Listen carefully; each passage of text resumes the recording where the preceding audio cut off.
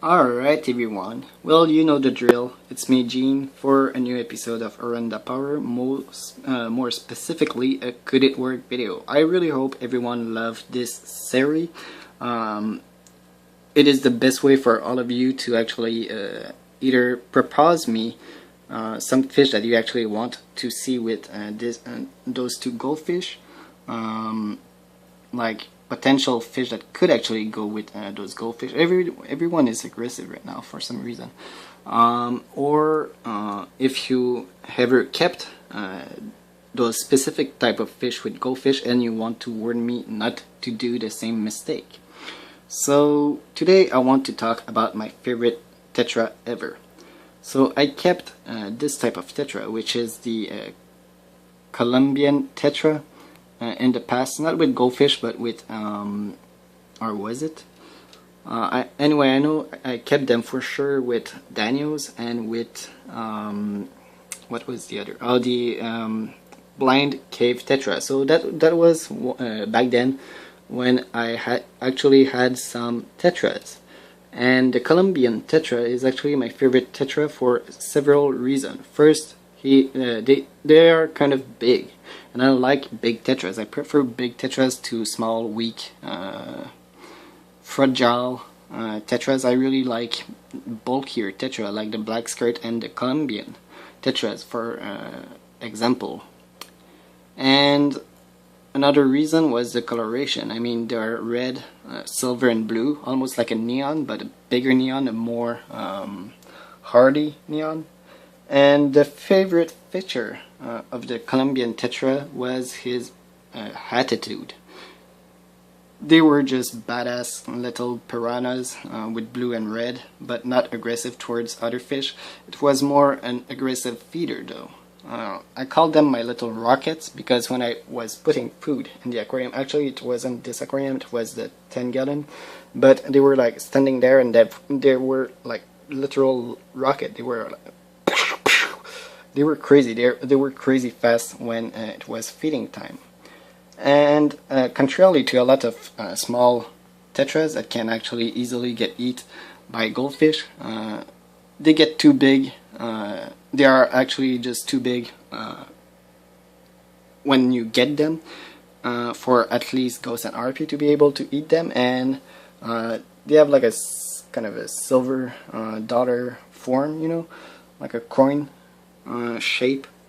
So even if the goldfish try to eat them, they wouldn't be able to eat them. And the Colombian tetras weren't that aggressive. Obviously they were a bit territorial like most tetras are, but I can definitely deal with that. And since they're from Colombia, they are most likely from water that are actually cold, since you know so imagine this is the South America. Obviously the place right here, you know, in the deep Amazon where Brazil and everything are, those fish out of the way, they are all tropical water, but the one really near the coast are actually subtropical adapt fish. They live in more of a mountain stream-like environment that the water isn't really that cold, but in the 20 to 25 degrees. And even though I don't keep my water more than 22 or 23 degrees, I am actually in the perfect range for some tetras, as well as obviously some barbs.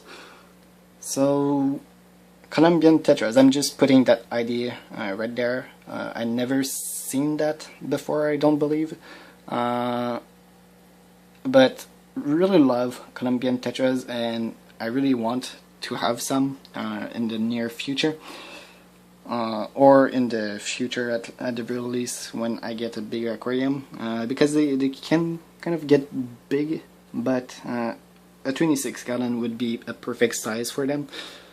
I'm not sure if I want them in this aquarium yet, but it could be really good to have a territorial fish to kind of not necessarily bully the gold barbs, but put some competition and some activity so the gold barbs stop constantly nipping at the goldfish.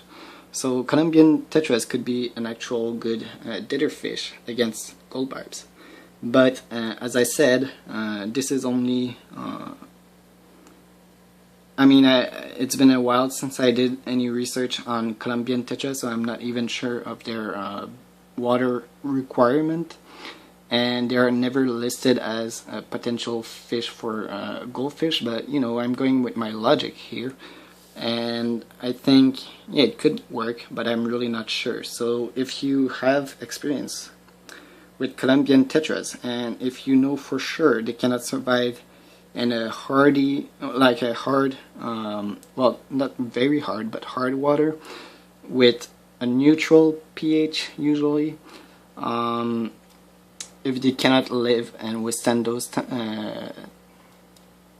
water parameters, and if they absolutely need only tropical water, please let me know. But yeah, I think they could be a good option. They were hardy when I had them at the very least, and they weren't aggressive that much.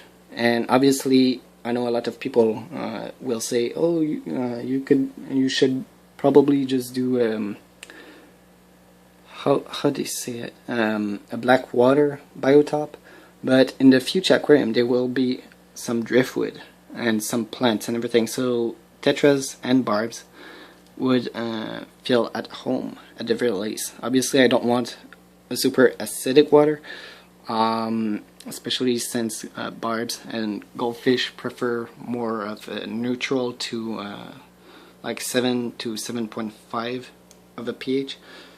But yeah, if you think that the Colombian tetra, my favorite tetra of them all, could go well with the goldfish, please let me know.